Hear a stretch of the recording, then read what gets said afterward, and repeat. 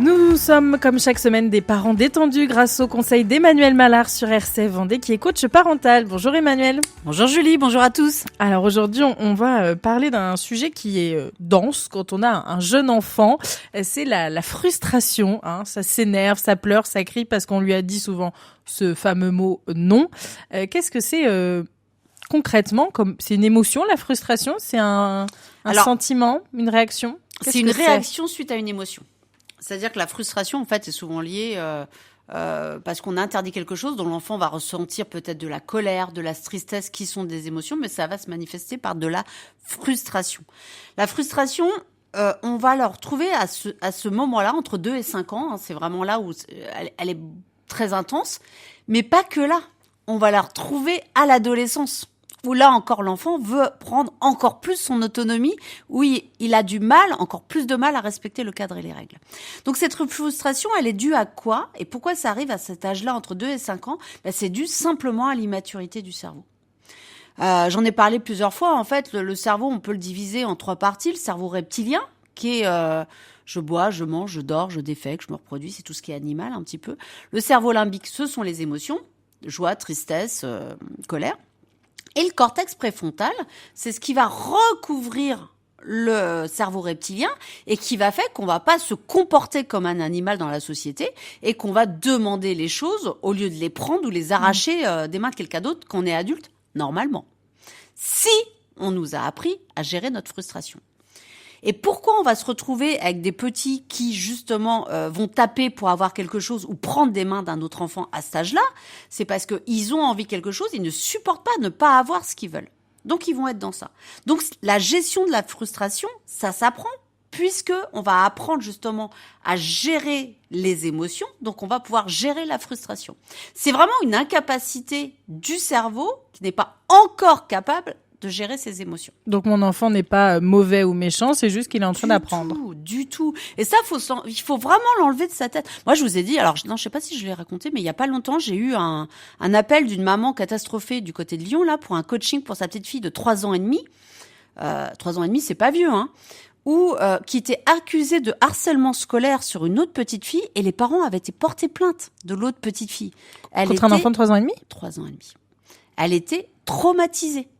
Alors, à mon avis, je sais pas comment ils ont été reçus au commissariat. Oui, on a l'impression d'être la mère de Satan, quoi. Oui. Ah, mais la maman était traumatisée. C'était son premier enfant, c'était sa petite fille. Alors oui, systématiquement, elle tapait la même petite fille pour avoir toujours la même chose. Dès que la petite fille prenait quelque chose, elle allait le chercher. Souvent, on sait qu'à cet âge-là, ça peut paraître aussi complètement paradoxal, mais ça peut être parce qu'elle aimait bien cette petite fille, elle cherchait l'attention, elle n'arrivait pas à l'avoir autrement. Mais ce que je veux dire, c'est qu'à un moment donné, c'est complètement logique. Donc là, je pense aussi, il y a peut-être eu une défaillance aussi, peut-être du corps enseignant qui n'a pas su réagir comme ça. Mais arriver à cet état-là, et cet état, en fait, elle était dépitée, la maman. Vraiment, se dire, j'ai tout loupé, voilà. Et c'est là qu'il faut juste comprendre, c'est une immaturité du cerveau. On doit passer par là.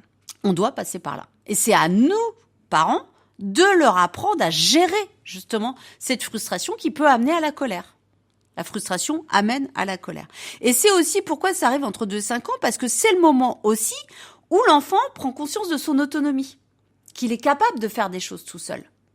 Et comme il est capable de faire des choses tout seul, il veut également décider de ce qu'il peut faire.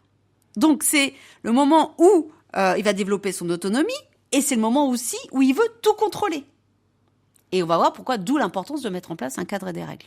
Il y a aussi un peu de chemin à faire de notre côté aussi, de se dire, il va être autonome, je le laisse aussi être autonome. Exactement. Et c'est toujours le problème avec l'autonomie qu'on va retrouver à l'adolescence. C'est que les parents souhaitent toujours que leur enfant devienne autonome. C'est aller, apprendre à t'habiller tout seul et tout. Mais en fait, ils veulent que l'autonomie du gamin corresponde à leur vision de l'autonomie à eux. C'est-à-dire, moi, je veux bien, on va le retrouver dans ces petits, que tu t'habilles tout seul, mais tu mets les vêtements que j'ai décidés. Je veux bien que tu fasses, par exemple, je sais pas, de la cuisine, mais tu fais ce que je te dis de faire.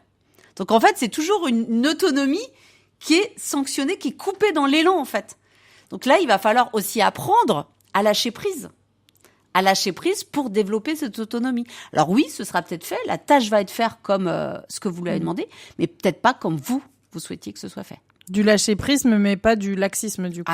Du tout. Et c'est pour ça que je vais en venir encore une fois à ce sacré mot de cadre et de règles. J'ai l'impression que je parle de ça tout le temps, mais vraiment, c'est la base d'une éducation.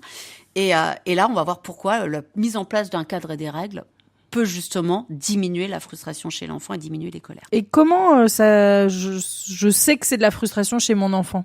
Ah bah ça va être très simple. Ça va être des colères, des pleurs, des cris. L'enfant va manifester tout simplement qu'il n'est pas d'accord avec ce qui se passe et qu'il n'est pas content avec ce qui se passe. Mais ce qu'il faut voir aussi, c'est que l'enfant est dans un état de frustration parce qu'il se heurte à des limites. Mais les limites, elles peuvent venir de façon différente. Ça peut être des limites du cadre que vous-même vous avez mis, auquel il n'est pas d'accord. Ça peut être aussi l'environnement. C'est-à-dire que lui, il a envie de monter sur quel truc, mais en fait, il n'est pas capable de montrer. Et puis, ça peut être des limites que son corps va lui imposer. Moi, je suis sûre que si vous avez des enfants bas âge, vous l'avez vraiment vécu, ou des gamins qui essayent de faire des châteaux, là, ou d'empiler des objets, et à un moment donné, ils n'y arrivent pas, et de frustration, ils envoient tout valser. Parce qu'en fait, ils se sont heurtés à la limite de leur propre corps, qui n'est pas encore capable de créer ou de faire ce que son envie a envie de faire. Donc ça, c'est vraiment les réactions, c'est ça, colère, pleurs, cris. Il refuse en fait de s'exprimer, il dit non, en fait, il manifeste son mécontentement. Et puis pour certains enfants, ça peut être soit une colère, mais à l'inverse, ça peut être aussi des bouderies. Tout simplement, voilà, il se replie sur lui-même, il boude et il veut plus rien faire. Donc il y a des façons différentes de manifester en fait sa frustration. Et vous allez nous dire qu'est-ce qu'on fait quand on a un enfant qui boude pendant des heures. Si c'est naturel, si ça fait partie de l'évolution du cerveau et de l'humain, j'imagine que ça a son rôle. Qu'est-ce que ça apporte, la frustration? Ah mais il y a beaucoup de bénéfices à la frustration, hein. Déjà, ça apprend la patience. Et ça, c'est-à-dire qu'en fait, par notre positionnement, on va faire comprendre à l'enfant qu'il n'arrive pas encore à réaliser quelque chose, mais le encore est important. Veut dire que ça va arriver. Donc ça lui apprend la patience, ça lui apprend à respecter un cadre et des limites. C'est-à-dire que on va pas bouger les limites ou les règles simplement pour faire plaisir à l'enfant et éviter une crise. Malheureusement, beaucoup de parents font ça, cèdent à beaucoup de demandes pour pouvoir être tranquille. Mais si vous faites ça, vous lui apprenez pas à gérer sa frustration. Ce qui fait que sa frustration va se transformer en colère, et plus il va grandir, plus la colère va devenir importante. Alors gérer une colère d'un petit qui a 2 ans et demi, faisable. Gérer une colère d'un gamin qui a 15-16 ans et qui peut tout casser dans une maison, ça va être beaucoup plus compliqué. Donc, ça lui apprend à respecter un cadre et des règles. Et ça, c'est vraiment essentiel. Et puis, ça lui apprend aussi à apprendre à gérer ses émotions. On a vu tout à l'heure que le cerveau était complètement immature et qu'il fallait qu'il apprenne à gérer ses émotions, grâce notamment avec l'écoute empathique, une technique que je vous donne assez souvent. Et bien là, c'est ce qu'on va faire aussi. À chaque moment de frustration, il va apprendre à gérer ses émotions. Et puis la dernière chose, c'est qu'en fait, ça va lui apprendre aussi à persévérer face à des difficultés. Quand on va lui dire, écoute, tu n'arrives pas encore à faire ton château, mais ça va venir. Réessaye. Persévère. Tu vas voir, en grandissant, ce sera de plus en plus facile. Est-ce qu'il y a quand même des moments où on tolère plus la frustration qu'une autre? Il y a des exemples, j'ai enlevé moi-même l'opercule du yaourt alors qu'il voulait le faire. Là, il y a des enfants qui vont s'énerver, qui vont être frustrés, alors que nous, dans notre perception d'adulte, ok, tu voulais que je l'enlève toi-même, mais tu vas quand même réussir à le manger, ce yaourt. Enfin, est-ce qu'il y a des degrés comment dire, qu'on accepte ou on n'accepte pas? Ah ouais, mais en fait, faut pas minimiser toutes ces émotions-là, parce qu'en fait, le gamin, il est juste dépassé par ses émotions. Mais vraiment, il est vraiment pas capable. Donc déjà, si on pose un regard sur l'enfant en se disant, non, il le fait pas exprès pour m'embêter, c'est juste qu'il n'arrive pas à gérer encore sa frustration. Donc à moi de l'apprendre. À moi de lui apprendre. Donc c'est-à-dire que si ça arrive, par exemple, la fois d'après, on va lui dire, écoute Loulou, écoute, je suis désolée pour cette fois-là, j'ai ouvert, j'ai bien compris que toi-même tu as grandi, tu veux devenir autonome. Le prochain, c'est toi qui l'ouvres. C'est-à-dire qu'on va faire preuve d'écoute empathique, on va valider l'émotion qui traverse l'enfant. Je vois que tu es en colère. Est-ce que c'est parce que moi j'ai enlevé l'opercule du yaourt? Oui, je voulais le faire. Enfin, vous imaginez la scène. Et là, on va lui dire, écoute, je comprends mon lapin, tu sais quoi? Prochaine fois, promis, c'est toi qui enlèves l'opercule du yaourt. Et donc là, ça diminue l'émotion. D'accord? Et s'il veut pas manger, on peut très bien lui dire, écoute, tu sais quoi, lapin? On laisse le yaourt ici. On va aller faire autre chose, ou tu vas aller jouer un petit peu, et on revient manger le yaourt. Mais on est bien d'accord que je cède pas à je vais t'en chercher un autre parce que... non, parce que là, on est d'accord. Hein. En fait, là, c'est pas la frustration que vous allez nourrir. Vous allez nourrir le deuxième des 4 objectifs Mirage, qui est prendre le pouvoir. C'est que vous lui donnez raison. Mais la fois d'après, pour pas arriver à ça, vous faites le choix limité. C'est-à-dire, Loulou, on mange un yaourt, est-ce que tu veux l'ouvrir toi-même ou pas? Comme ça, vous n'avez pas le problème. Du coup, on cherche quand même à éviter la frustration. Mais pour la fois d'après, bien sûr. Mais après, est-ce qu'on n'est pas en train de marcher sur des œufs en permanence en se disant « Ah non, il faut pas que je fasse ça parce que ça, il veut... » Non, mais là, en fait, honnêtement, ouvrir un yaourt, on s'en fiche. Ça fait pas partie d'une règle bien précise. Par contre, une règle sur laquelle, là, on va être intransigeant, c'est, par exemple, la règle, c'est il est interdit de mettre ses chaussures sur le canapé. Je dis n'importe quoi. Ça, c'est une règle qu'on a mis en place. Là, le gamin veut aller avec ses chaussures sur le canapé. Là, on ne cède pas. Et il n'y a pas de la prochaine fois ou ce que tu veux. Là, c'est une règle Il y a auquel on va pas adaptation et céder. règles, ouais. Exactement. Bon, alors, qu'est-ce qu'on fait quand notre enfant est frustré? Eh ben justement, on vient déjà d'apporter une solution. On utilise l'écoute empathique.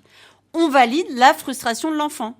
J'ai l'impression que tu es en colère parce que tu voulais se jouer et c'est ton frère qui l'a, par exemple. S'il fait une colère par terre parce qu'en fait, il veut jouer de son frère. Et son frère ne veut pas lui donner. Ce qui est tout à fait son droit parce que le jouet appartient au frère. Donc là, on va valider l'émotion systématiquement. Mais surtout, on va essayer de minimiser ce que ressent l'enfant parce que pour lui, ça peut être très important. Et comme il n'arrive pas à gérer, ça prend des proportions qui sont complètement démesurées. D'accord? Donc, 1, on accepte l'émotion de l'enfant. 2, on pose le mot sur l'émotion pour qu'il arrive à le reconnaître. J'ai l'impression que tu es en colère. Alors, petit va dire oui. Et puis après, on va dire j'ai l'impression que tu es triste. Non, je suis pas triste, je suis en colère. Et hop, ça lui permet de différencier les émotions. Donc, source d'apprentissage. Donc ça, c'est top. Donc, on valide, on met des mots sur les émotions. Tu es déçu peut-être parce que je t'ai dit non au fait de reprendre un autre gâteau. Voilà. Ça peut être une image. On fixe, et j'en reviens encore à mon cadre et des règles, plus le cadre est posé et les règles sont posées, moins vous aurez de frustration en fait. Ou plus ce sera facile plutôt de gérer la frustration. Parce qu'elle sera intérieure de ce cadre. Et le discours, il sera cohérent. Puisque la règle a été posée, c'est bien, attends Loulou, tu connais la règle, ça, ce n'est pas permis. D'accord? Et après, vous allez proposer une alternative. On va le voir, c'est l'idée d'après. Mais l'idée de poser un cadre et des règles fait qu'en fait, vous lui rappelez pourquoi cette règle est là et à quoi elle sert. Donc petit à petit, il va pouvoir justement diminuer sa frustration parce qu'il saura qu'il aura le droit d'évoluer à l'intérieur de ce cadre. Et il va chercher ça. Et une autre, c'est proposer une alternative. Il fait une colère parce qu'il veut un deuxième gâteau au chocolat, et vous voulez qu'il en ait qu'un. On va lui dire, écoute, non, chérie, tu as déjà une part, tu ne peux pas en avoir une deuxième part. Par contre, si tu veux, tu peux choisir un fruit. On va détourner l'attention sur autre chose. Donc, on va là encore, une fois, gérer la frustration comme ça. Mais si j'arrive à détourner, il apprend tout autant à gérer son émotion? Complètement. C'est-à-dire parce que vous l'avez validé en amont. Je vois que tu es en colère parce que tu veux manger un deuxième gâteau au chocolat. On s'arrête là parce que vous n'êtes même pas obligé de justifier. Ou j'avais dit en amont, c'est une seule part de chocolat. Alors, c'est encore pourquoi la proactivité, c'est hyper important. Parce que si vous déterminez en amont, attention, là tu vois, il y a des gâteaux au chocolat, tu as le droit d'en prendre 3. Et c'est tout. Et s'ils font colère pour en avoir un autre, non, chérie, tu connais, c'est la règle, c'est que 3. Par contre, si tu as encore faim, tu peux prendre un fruit. On propose une alternative. D'accord. Mais par exemple, là, sur l'histoire de je voulais le jeu de mon frère, là, il y a l'alternative, c'est pas. C'est pas cet instant précis. C'est-à-dire qu'on va voir avec ton frère comment on peut faire. On va chercher autre chose. Et là, par exemple, une idée justement pour gérer au niveau des jeux dans les fratries, c'est qu'on peut très bien imaginer. Alors, à un moment donné, c'est ce que j'avais fait, c'est que chaque enfant dans sa chambre a une étagère ou un coin où c'est les jeux qu'on n'a pas le droit de toucher, qui appartiennent aux frères, qu'on n'a pas à toucher parce que. Mais par contre, il y a cette obligation de mettre des jeux en commun. Okay. Surtout oui, quand il y a un moment donné, ils vont tout emmener sur l'étagère. Mais voilà, c'est-à-dire qu'on limite le nombre, la taille de l'étagère et le nombre de jouets sur l'étagère. Mais c'est ça aussi. Mais bon, après, si on a élevé aussi nos enfants dans le partage, ça marche très bien. Comment on fait quand la frustration est vraiment très intense et les colères peuvent être impressionnantes? Comment on peut aider à gérer cette émotion? Là, il va falloir trouver des stratégies pour gérer la colère. Alors, pour chaque enfant, c'est différent. Hein. Il va y avoir il y a des enfants, vous voyez, alors, encore là, c'est arrivé à un coaching que j'avais lundi, où quand la petite fille faisait une colère, le papa refusait que lui ou la maman la prenne dans ses bras. C'est-à-dire qu'il faut qu'elle apprenne à gérer sa colère toute seule. Il faut qu'elle arrête de crier toute seule. La maman, elle voyait bien qu'en fait, sa fille avait besoin d'autre chose. Donc, on a eu un coaching, on a parlé de ça. Donc là, elle m'a envoyé un message en disant, je sais plus comment elle s'appelle, elle a fait une colère et je l'ai prise dans mes bras, elle s'est calmée en 2 minutes. Donc le papa a pris conscience mais lui, il avait été élevé comme ça. Il avait été élevé dans cette idée, tu fais une colère, Tu vas te calmer. débrouilles, tu vas dans ta chambre, tu te calmes et tu reviendras Cette après. grande phrase. Tout le monde n'est pas capable de faire ça. Ouais. Donc il y a cette idée, c'est trouver aussi des stratégies avec le coussin colère, avec le dessin qu'on fait, qu'on gribouille et qu'on jette, l'écoute empathique, de toute façon, va marcher beaucoup, des techniques de respiration. C'est-à-dire pour chaque enfant, on va essayer de trouver des stratégies qui vont être propres à l'enfant. Je parlais du câlin tout de suite. Il y a des gamins qui refusent de faire des câlins quand ils sont en colère. Et il y en a d'autres qui ont besoin d'être contenus vraiment physiquement pour pouvoir réussir à se calmer. Merci Emmanuel Mallard. En quelques mots pour conclure ce message autour de la frustration, qu'est-ce qu'on dit à des parents qui sont un peu déstabilisés? On commence simplement par dire que la frustration est complètement normale, qu'elle existe, parce que le cerveau de l'enfant est complètement immature, encore à cet âge-là, il n'est pas capable de gérer ses émotions. Et là, c'est votre job de parent de mettre en place ce cadre et ces règles pour réussir à gérer cette frustration. Eh bien, c'est parfait. Merci Emmanuel Mallard pour tous ces conseils qui vont nous suivre encore en 2025.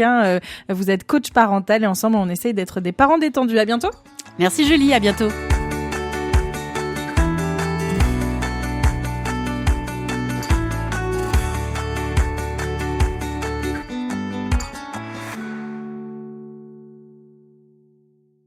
Trouvez toutes mes masterclass sur la parentalité et réservez votre appel découverte offert via le lien en description. Et surtout, abonnez-vous à ma chaîne YouTube pour ne rien manquer.